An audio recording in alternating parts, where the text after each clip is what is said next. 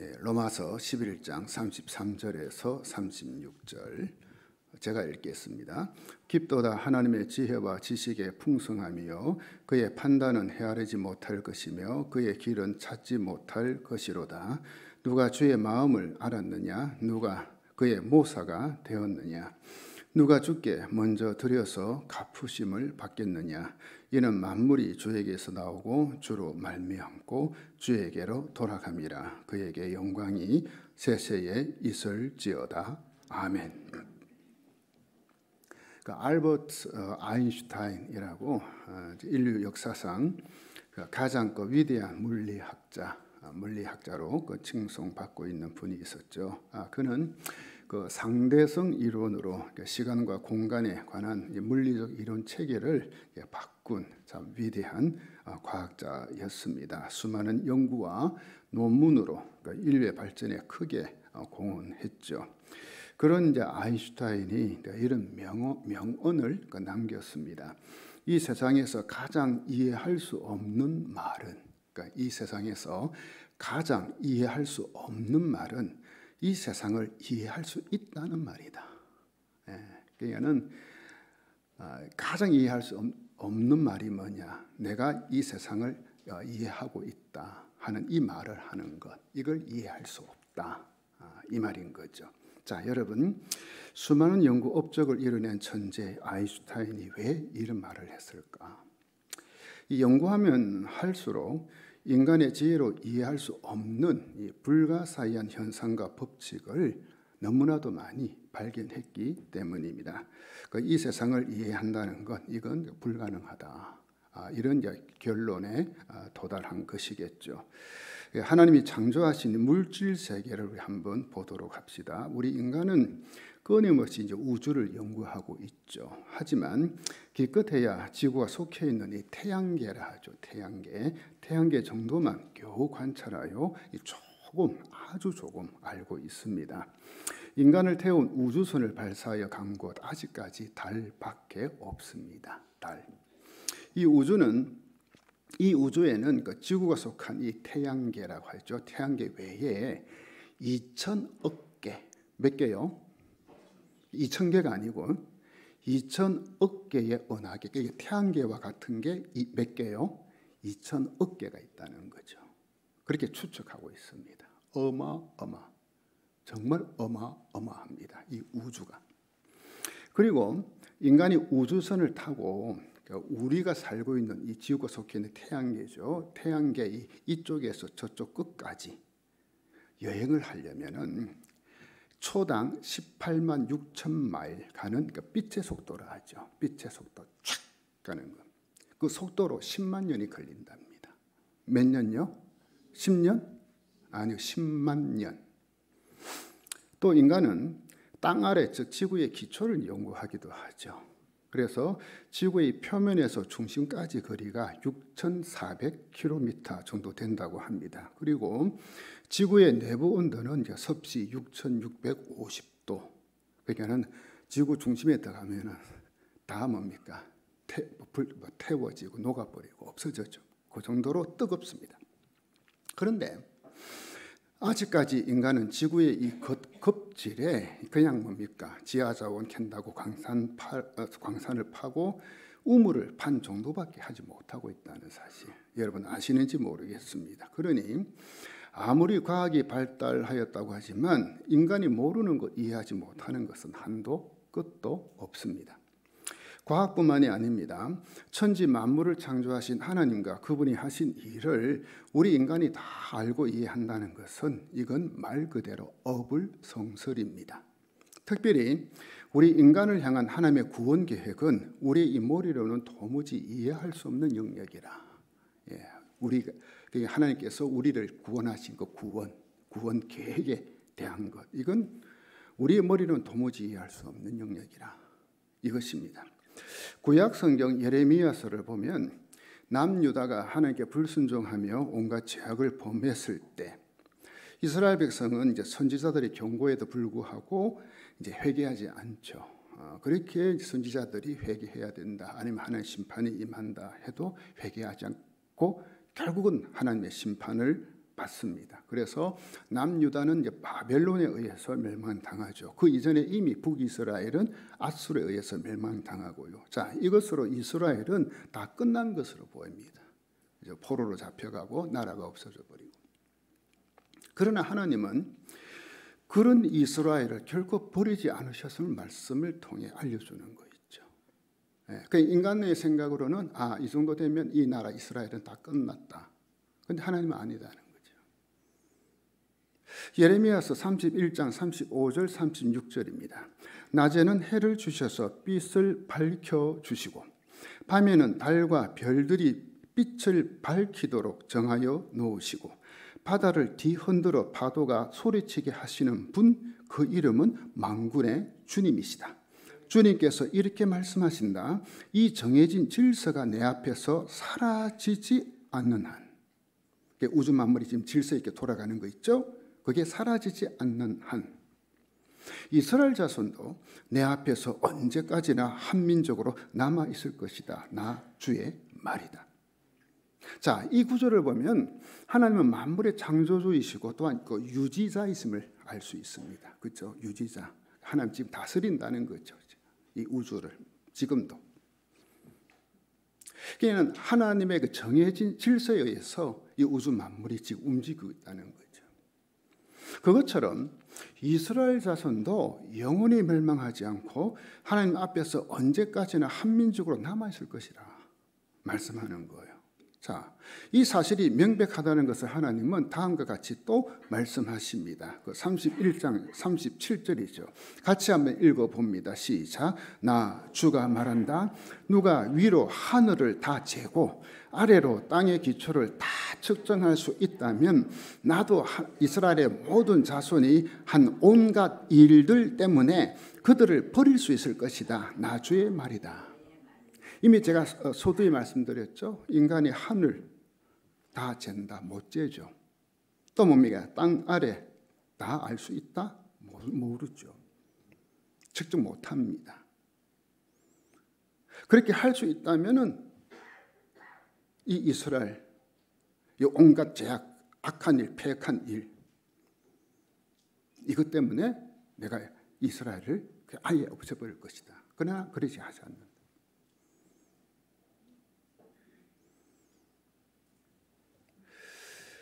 그들의 이 죄악된 모습을 보면 하나님의 버림을 받는 게 당연하죠. 그렇게도 하나님께서 경고하셨고 선지자를 통해서 회개하라, 돌이켜라. 너 그렇게 살면은 너희들 심판당한다. 그러면 이 하나님 버림 받는 게 당연합니다. 이게 뭐 우리의 생각이죠. 인간의 생각이죠. 인간 그렇게 생각합니다. 그러나 하나님은 우리의 생각을 뛰어넘는 분이시고 이의 범위를 초월하시는 분이라는 것. 이걸 이 37절에서 우리에게 알려주는 겁니다. 바울도 로마서 11장에서 같은 맥락의 말씀을 하고 있습니다. 참 감람나무인 이스라엘이 예수님으로부터 떨어져 나가는 것처럼 보여요. 왜? 이 이스라엘 유대인들이 예수님 오셨을 때 어떻게 배척하죠. 받아들이지 않죠. 그렇죠? 그래서 결국 어떻게 예수님을 십자가에 못 박혀 죽게 하잖아요. 그러니까는 예수님이 떨어져 나가는 것처럼 보여요. 근데 언젠가는 다시 회복된다는 거예요. 다시 말하면 이스라엘이 회복되는 이 놀라운 일을 위해 놀랍게도 하나님은 돌감람나무인 이 이방인을 택하셔서 사용하신다는 거예요. 자, 지금 여러분 보세요. 지금도 저 이스라엘 유대인 보세요. 거의 다 예수님 안 믿습니다. 그렇죠? 그런데 언젠가는 믿게 된다는 거예요. 누굴 통해서? 이방인 우리들을 통해서. 이것 또한 우리 인간의 지혜와 지식을 뛰어넘는 것이라 말씀해요. 그래서 이것을 구원 계획의 신비라. 구원 계획의 신비. 그래서 이 구원 계획의 신비를 깨달은 사도 바울, 그분의 입에서 드디어 뭐가 나오느냐? 하나님을 향한 찬양이 터져 나오는 거죠. 그게 33절입니다. 한번 보십시오. 같이 한번 읽어볼까요? 깊도다.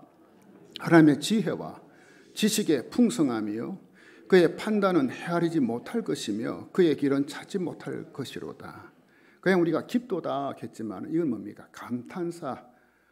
뭐 감탄사라도 보통 감탄사 깊도다는 와 이렇게 감탄 탐복하는 거. 바른 성경으로 제가 읽어보겠습니다. 깊도다 하나님의 지혜와 지식의 부요함이요 그분의 판단은 측량할 수 없으며 그분의 길은 알아낼 수 없다. 인간은 하나님의 지혜와 지식 또 그분의 판단과 길을 다 알 수 없습니다. 조금만 합니다. 모릅니다. 하나님의 생각과 길은 우리의 그것과 다릅니다. 그분의 지혜와 지식은 높고 아주 방대합니다. 그래서 우리가 웬만큼 나는 신앙생활을 했기 때문에 내가 믿는 하나님을 좀 안다. 아니요. 알아봤자 어느 정도 안다고요. 정말 이것만큼 눈곱의 때만큼 우리는 모릅니다. 하나님. 팀 켈러 목사의 말입니다. 성경의 하나님은 우리의 이해보다 훨씬 더 높고 광대하신 분이다. 따라서 그분의 뜻과 계획을 모두 다 이해하지 못한다고 근심할 필요가 없다. 우리는 하나님이 우리에게 보여주신 모든 것 때문에 그분을 찬양한다. 그렇죠? 보여주신 것. 야, 하나님 위대하시다. 또 우리를 통해 나를 위해서 하신 일들. 그죠? 찬양하죠. 자, 그 다음이 중요해요. 또한 보여주시지 않은 더 많은 것들 때문에 그분을 찬양한다. 더 많다는 거죠. 그러나 우리는 하나님을 어떻게 한다? 찬양한다. 왜? 위대하신 하나님입니다. 마지막으로 모든 것을 다 이해하지 못한다 할지라도 우리는 하나님께 찬양과 영광을 드릴 수 있다. 그러므로 피조물인 인간은 창조주요 지혜자이신 하나님 앞에 온전히 굴복할 수밖에 없는 거예요. 굴복. 여러분이 예수 그리스도의 십자가 피로 구원받고 하나님의 자녀가 된 것을 여러분 무엇으로 설명할 수 있겠습니까? 어떻게? 여러분이 구원받은 거, 쉽게 이야기해서 구원받은 거, 하나님 자녀가 된 거 무엇을 어떻게 설명할 수 있느냐는 거예요. 저는 아무리 생각해 봐도 하나님이 저를 구원해 주시고 당신의 자녀로 입양시켜 주신 것, 이거 저는 솔직히 이해하지 못합니다. 어떻게 제가 이해를 해요? 아, 그래서 하나님께서 나를 구원해 주셨구나. 아니죠. 이해할 수가 없어요. 왜, 무엇 때문에 하나님 나를 구원해 주셨는가? 왜 나를 하나님 자녀로 삼아 주셨는가? 저는 그 이유 다 모릅니다. 몰라요. 그렇다면 여러분은 어떻습니까? 왜 하나님이 여러분에게 구원의 은혜를 베풀어 주셔서 그분의 자녀가 되게 하셨는지 그 이유를 아시는 분 있습니까? 여러분 중에? 있으면 손 한번 들어보십시오. 아, 나는 알아. 왜 나를 구원해 주셨는지. 이유가 뭔지. 우리는 하나님의 자녀가 될 가치가 있는 자들인데 아니죠, 그죠? 가치가 있는 자들입니까? 나는 하나님 자녀가 될 가치가 있다. 자신 있게 말할 수 있는 분이 있냐는 거죠. 없죠. 하나님의 자녀가 될 가치가 없는 사람들인데 하나님 그토록 우리를 사랑해 주셨다는 사실. 여러분, 다른 게 신비가 아니라 저와 여러분이 구원받았다는 이게 신비고 비밀인 거예요. 이런 신비를 깨달은 사람은 전능자의 완전한 주권과 지혜를 찬양할 수밖에 없는 거예요. 누구처럼요? 바울처럼. 윌리엄 더니스의 말입니다. 하나님의 구원은 이성과 논리적 추론에 갇힐 수 없는 경의의 영역이다. 우리의 그 이성, 논리적 추론 천만에요. 그것으로 우리가 구원받은 거 설명할 수 없다는 거죠. 경의의 영역이다. 경의의 영역이다. 34절, 35절 보십시오. 누가 주님의 마음을 알았으며 누가 주님의 좋은 자가 되었습니까? 누가 먼저 무엇을 드렸기에 주님의 답례를 바라겠습니까? 이 34, 35절은 이사야서와 욥기의 말씀을 인용한 것입니다. 사도 바울이. 먼저 34절은 이사야서 40장 13절을 인용한 말씀이죠. 제가 읽어보겠습니다. 누가 주님의 영을 헤아릴 수 있겠으며 주님의 좋은 자가 되어 그를 가르칠 수 있겠느냐. 이사야 선지자는 하나님의 주권과 지혜를 찬양함으로써 강조점이 인간의 죄에서 하나님의 불가해한 은혜로 이동하는 것에 주목을 하고 있는 거예요. 뭔 말인가 하면은 여러분들이 이사야서를 읽어보시면 1장에서 39장에는 뭡니까? 그 유다 인간의 죄와 그것에 대한 심판 이야기를 합니다.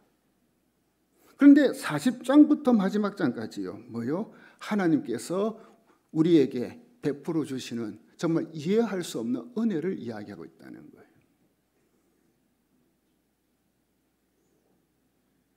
하나님께서 우리 인간을 죄에서 구원하신 것은 이해와 해석이 불가능하다는 것. 바로 이 말씀입니다. 다만 굳이 한마디로 우리가 말을 한다면 뭐죠? 하나님의 은혜라는 것. 이거 외에는 설명할 길이 없어요. 그렇기에 그 누구도 하나님의 마음을 알 수 없고 또 그분의 좋은 자가 될 수도 없다는 거예요. 그리고 35절은 욥기 41장 11절을 인용한 것입니다. 욥기의 이 구절에서 하나님은 영문도 모른 채 고통받고 있는 욥에게 다음과 같은 말로 도전을 하시죠. 욥기 41장 11절입니다. 누가 내게 주고 나서 갚기를 바랄 수 있느냐? 세상의 모든 것이 내게 속하지 않았느냐? 하나님께서 이 욥에게 주시는 이 도전, 그리고 그의 친구들에게 주시는 이 도전, 이건 뭐냐? 그들이 답을 찾아 나섰던 하나님의 인격, 하나님은 어떤 분인가, 하나님의 지혜, 선하심에 대한 의심의 긴 여정 끝에 이 말씀을 하나 탁 던져주심으로 도전장을 내리는 겁니다. 처음 욥이 비극을 당했을 때 그 비극을 바라보던 그들의 입에서는 단 하나의 질문만 나왔죠. 하나님께서 왜 저렇게 하셨나, 욥에게. 그리고 수개월간 소위 욥의 친구라는 작자들은 하나님의 본성에 대해 곰곰이 생각하면서 무익한 신학에 뒤엉킨 거미줄을 치기 시작합니다. 뭐라고요? 네가 뭔가 하나님 앞에 범죄했기 때문에 이렇게 당하는 거야.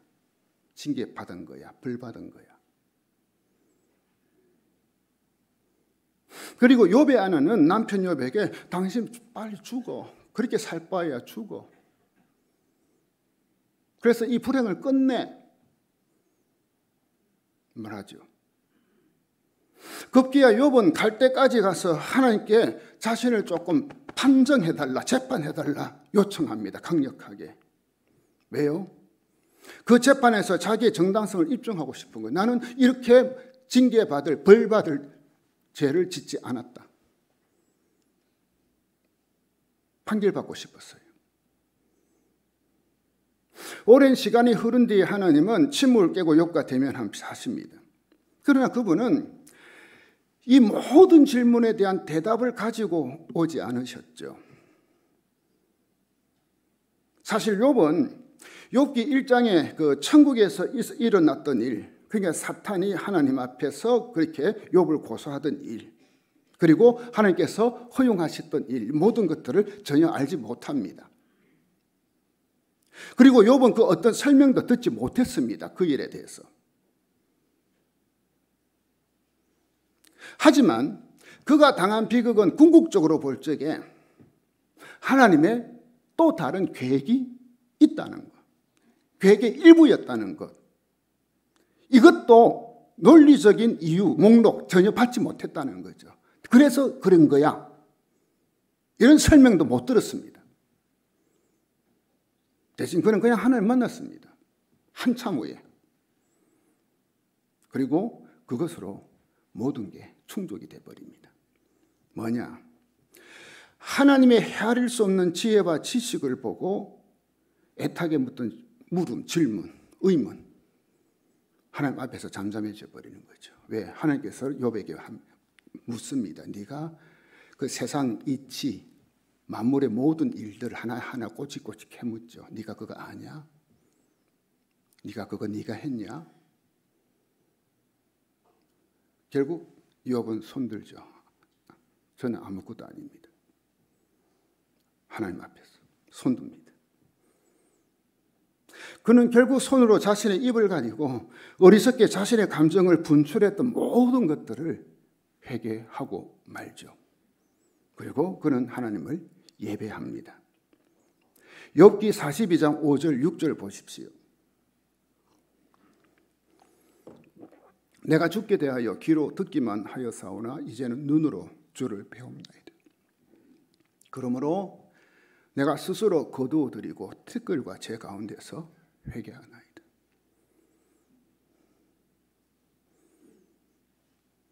하나님께서 욥에게 네가 나의 지혜 지식 네가 아냐. 결국 손들죠. 자기가 교만했던 거. 몰랐던데 아는 것처럼 했던 모든 것. 바울은 이 욥과 동일시 될 수 있습니다. 바울은 하나님의 계획을 계시하고 또 성령의 초자연적인 인도에 따라 하나님의 그 방법을 설명하는 데 최선을 다해왔잖아요. 그의 서신적 일을 입증하고 있습니다. 특별히 로마서 보십시오. 기독 교리를 집대성해 놨습니다. 대단합니다. 그러나 결국 그의 노력은 침묵으로 마침표를 찍는다는 사실입니다. 그는 하나님의 장엄함 앞에 묵묵히 서서 심오한 그분의 하신 모든 일, 그 길에 경탄만 내뱉는 거죠. 33절 다시 한번 보십시오. 깊도다.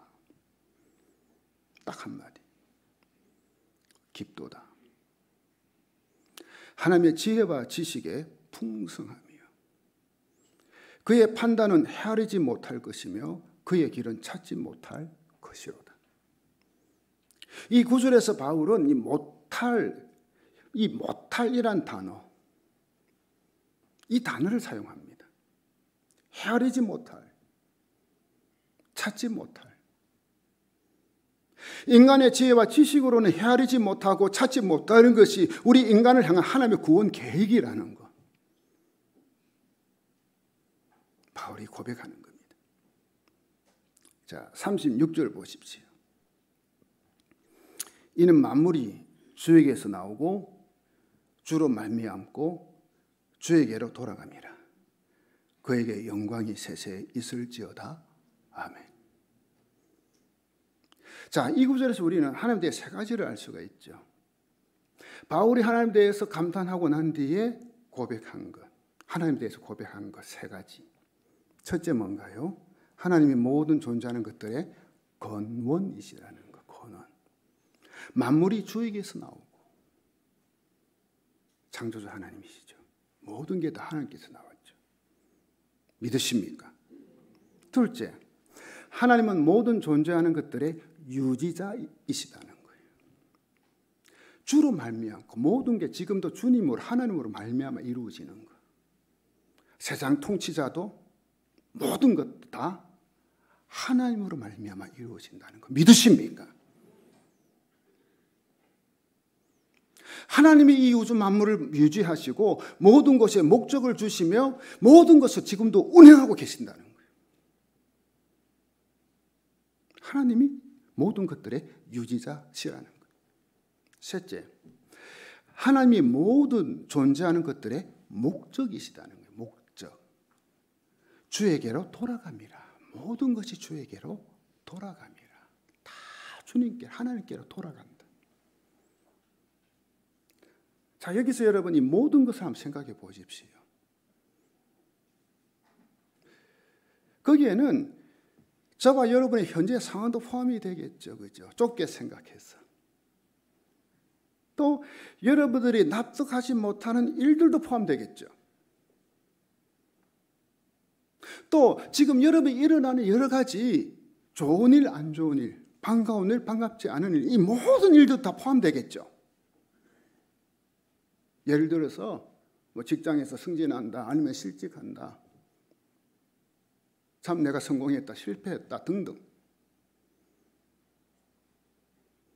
또 여러분 가족에 대한 모든 것들 다, 여러분 겪고 있는 모든 것들 다 여기 포함이 되겠죠.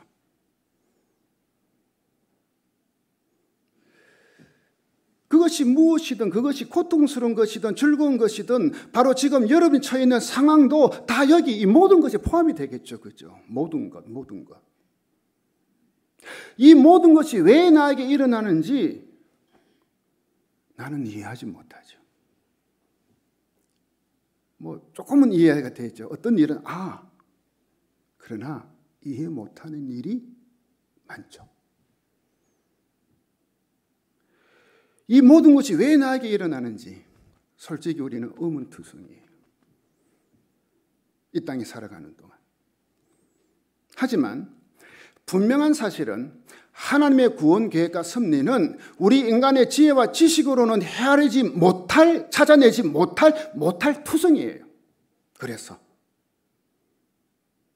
동시에 우리 인간을 향한 하나님의 긍휼, 자비, 은혜, 사랑 또한 우리 인간의 지혜와 지식으로는 헤아리지 못할, 찾아내지 못할 투성이라는 거예요. 동시에. 그래서 에이든 토저 목사님은 그분은 그냥 하나님이시다, 이 표현을 썼어요. 그분은 그냥 하나님이시다. 자, 이분이 이 말을 한 제가 앞부분을 한번 읽어드리겠습니다. 하나님은 무한하시다고 말하는 것, 하나님은 무한하시다라고 말하는 것은 그분은 측량할 수 없다고 말하는 것이다. 측량은 피조물이 자기 힘으로 무언가를 설명하기 위해 가지고 있는 방법이다. 이것은 한계, 불완전을 설명하는 것으로 하나님께는 적용될 수 없다. 그분은 이 모든 것 위에 계시고 밖에 계시며 너머에 계신다. 모든 것 초월하시는 분이죠. 그 다음, 우리가 가진 측량의 개념들은 산들과 인간, 원자와 별들, 중력, 에너지, 숫자, 속력은 수용할 수 있지만 하나님은 수용할 수 없다. 그분은 그냥 하나님이시다. 그분은 그냥 하나님이시다.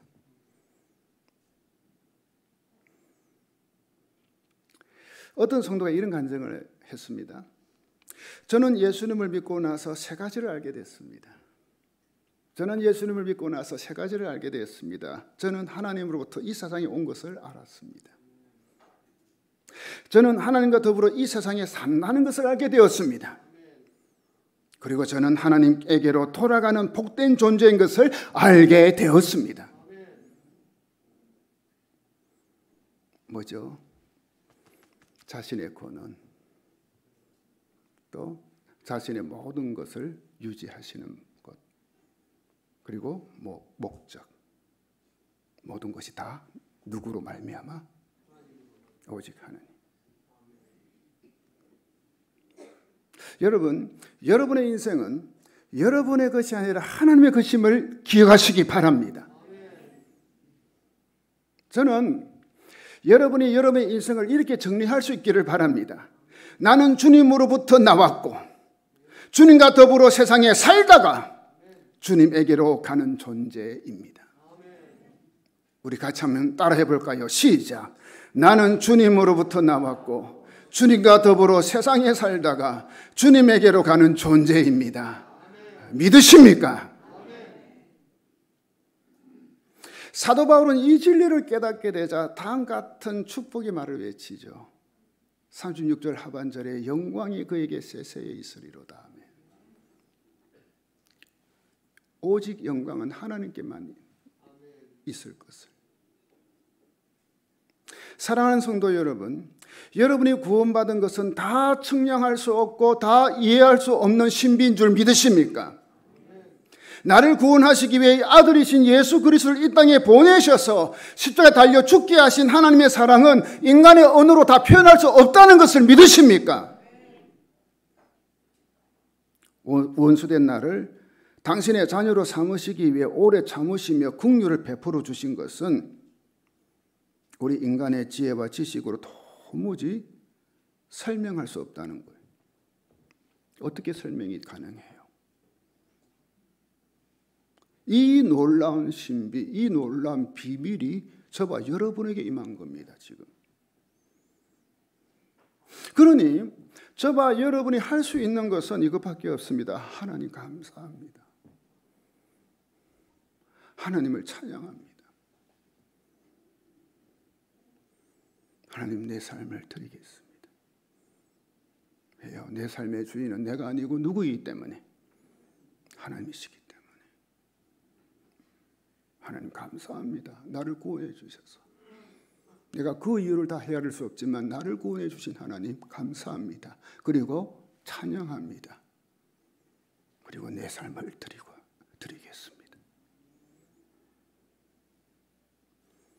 다윗은 시편 29편 1절 2절에서 다음과 같이 고백하죠. 우리 같이 한번 읽어볼까요? 너희 권능 있는 자들아, 영광과 능력을 여호와께 돌릴지어다. 여호와께 그의 이름에 합당한 영광을 돌리며 거룩한 옷을 입고 여호와께 예배할지어다. 여러분 보세요. 여기 다 나오죠. 하나님께 영광 돌려라. 그러니 그의 이름에 합당한 영광을 돌려라. 그렇죠? 합당한, 하나님 이름에 합당한 영광을 돌려라. 그냥 하나님께 영광 돌림이 한다고 영광 받는 거 아니죠. 뭐죠? 거룩한 옷을 입고 뭐죠? 하나님의 자녀답게 합당한 삶을 사는 거예요. 그리고 뭐죠? 하나님께 예배 드리는 거예요. 예배. 진정한 예배. 영과 진리로 드리는 예배. 하나님으로부터 지음을 받은 우리들은 그 무엇보다 하나님께 영광을 돌려야 될 줄 믿습니다. 아니, 하나님께 영광 돌리는 게 우리의 삶의 최고 목표, 목적이 되어야 되는 겁니다. 내 인생의 최고의 목적이 뭐냐? 내가 잘 되는 거. 보통 사람들은 최고의 목적이 뭔지 아시죠? 뭐죠? 행복이죠. 행복 안에 다 들어가 있죠. 돈, 재물, 계급, 명예, 성공, 출세, 건강 등. 그걸 통해서 뭘 얻으려고요? 행복, 자신의 행복. No. 아니죠. 우리의 삶의 최고의 목적, 목표는 하나님의 영광. 요거 바뀌면 큰일 나요. 왜? 어떤 사람은요, 교회 다니면서 하나님 믿는다고 하면서 삶의 목적, 목표가 하나님 영광이 아니고 자신이 잘 되는 거더라고. 이거 바뀌면 신앙이 아주 잘못돼 버려.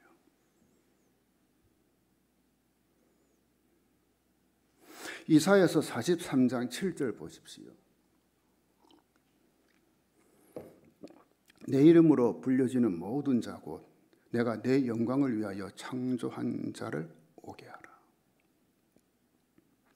내 영광을 위하여 창조한 사람들, 우리가, 그죠? 우리는 하나님 영광을 위해서 지음받았다는 거예요.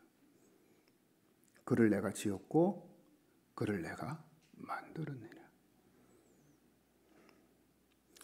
기독교 신앙의 표준 문서라고 하죠. 웨스트민스터 소유리 문답.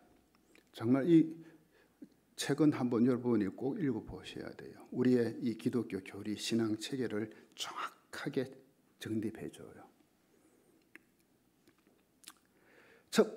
이 소요리 문답의 첫 번째 질문 아시죠? 제1문입니다. 사람의 제일 되는 목적은 무엇입니까? 예, 사람의 제일 되는 목적은 무엇입니까? 답을 볼까요? 답. 같이 읽습니다. 시작. 사람의 제일 되는 목적은 영원토록 하나님을 영화롭게 하는 것과 그를 즐거워하는 것이다. 사람의 제일 되는 목적이 내가 잘 되고 내가 행복하고 내가 잘 사는 게 아니라는 거예요. 뭐죠? 하나님을 영화롭게 하는 것, 그리고 하나님을 즐거워하는 거다. 여기서 제일 되는 목적이란 첫째의 목적, 최고의 목적을 말하죠. 그죠? 첫째, 최고. 그러니까 인간이 이 세상에서 살아가는 동안 여러 가지 삶의 목적이 다 있더라고요. 여러분 올 한 해 살아가면서 2024년 삶에 여러분의 삶의 목적, 목표 있어요, 없어요? 여러 가지 있죠, 그죠? 집마다 다 다르겠지만, 행복, 사랑, 성공, 돈, 명예, 건강 등등. 사람마다 목적하는 바가 다 있어요. 추구하는 게 다 있고요. 그러나 하나님을 믿는 우리들에게 있어서 이 모든 것들이 있죠. 우리 여러 가지 목적. 이것들이 삶의 첫째 목적, 최고의 목적이 되어서는 안 되겠죠. 안 되겠죠. 하나님을 영광스럽게 하는 것이 첫째 또 최고의 목적이 되어야 해요. 다른 목적들은요, 이 하나님을 영광스럽게 하는 목적의 수단이고 도구입니다. 이걸 통해서 하나님의 영광을 높여드리는 거예요. 그것 자체가 목적이 되면 안 돼요. 위대한 순교자인 성 이레니우스는 다음과 같은 말을 했습니다. 같이 한번 읽습니다. 시작.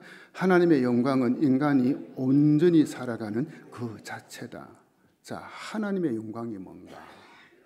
우리가 하나님께 영광 돌린다 하죠. 영광 돌리는 삶을 산다 하죠. 그 영광은 뭘까? 우리 인간이 내가 온전히 살아가는 것. 뭐죠? 하나님의 자녀답게 그리스도인답게 세상에서 사는 것. 그리스도의 삶이죠. 온전한 삶. 그것을 통해서 사람들에게 하나님의 영광을 드러내고 나타내는 것. 할렐루야. 고린도전서 10장 31절입니다. 그러므로 여러분은 먹든지 마시든지 무슨 일을 하든지 모든 것을 하나님의 영광을 위하여 하십시오. 모든 것을 뭘 위해서? 하나님의 영광을 위해. 그러니 우리는 나의 삶의 전 영역에 있어서 하나님을 영광스럽게 하는 삶을 살아야 하는 것입니다. 그리고 무엇보다도 이 예배를 통해 하나님을 영광스럽게 해야 돼요. 제가 다시 말씀드립니다. 주일날 이 자리에 와서 예배 드린다고 해서 한 해 받으시는 예배일까요? 천만에요. 천만에요.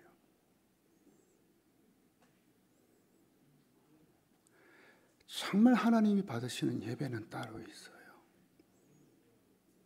그죠? 그 예배를 드려야 되는 거예요. 그 예배를. 정말 하나님 앞에 나와서 찬양과 경배를 올려드리는 것. 정말 마음으로 우러나오는 찬양과 경배. 그리고 드림. 기쁨으로 감사함으로 드림. 사랑하는 성도 여러분, 지금 하나님은 여러분을 부르고 계십니다. 남은 삶 동안 하나님의 영광을 위해 살도록 지금도 우리를 부르고 계십니다. 자, 여러분, 하나님 지으신 이 우주 만물을 한번 바라보십시오. 이 우주 만물을. 이 밤하늘의 별들은 반짝반짝거리면서 창조주이신 하나님의 영광을 나타내고 있지 않나요? 시편에도 그런 말씀들이 있죠. 공중을 나는 새들은 지지배배 지저귀임으로 한 영광을 나타내기도 하고요. 노래하기도 하고요.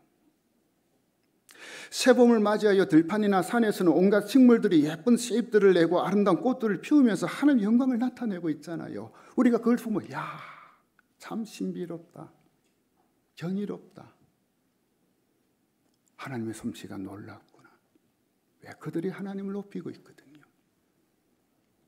그렇다면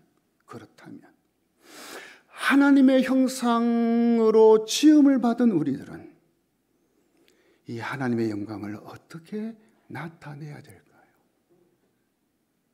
어떻게? 다시 정리해 볼까요? 예배와 삶. 우리 인간의 제일 되는 목적은 하나님을 영화롭게 하는 겁니다. 다른 게 있지 않습니다. 그리고 하나님을 즐거워하는 것입니다. 하나님을 즐거워한다는 게 뭔 줄 아십니까? 하루하루 날마다의 삶 속에 생활 속에서 하나님과 교제합니다. 그리고 그 교제 가운데에서 내 마음에 기쁨이 넘치는 것, 기쁨이 있는 것, 하나님으로 말미암아 즐겁고 기쁜 것. 때로는 삶에 문제가 있고 시련이 있지만 그럼에도 불구하고 성령 주시는 기쁨이 있는 겁니다. 신기하게도 세상 사람들은 이해 못하죠. 당신 막 힘든데 왜 그렇게 웃어? 성령님 주시는 기쁨이 있으니까.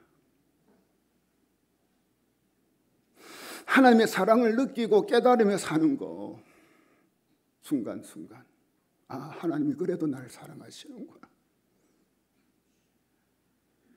이것이 바로 하나님 안에서 행복을 누리며 사는 거예요. 이게 행복이에요. 다른 것으로 행복 찾지 마시기 바랍니다. 하나님 안에서 행복 찾으시기 바랍니다. 이것이 하나님을 즐거워하는 거예요. 이게 사람의 제일 되는 목적이에요. 저는 우리 교회 속한 모든 권속들이 이런 복을 누리며 살기를 주의 이름으로 축원합니다.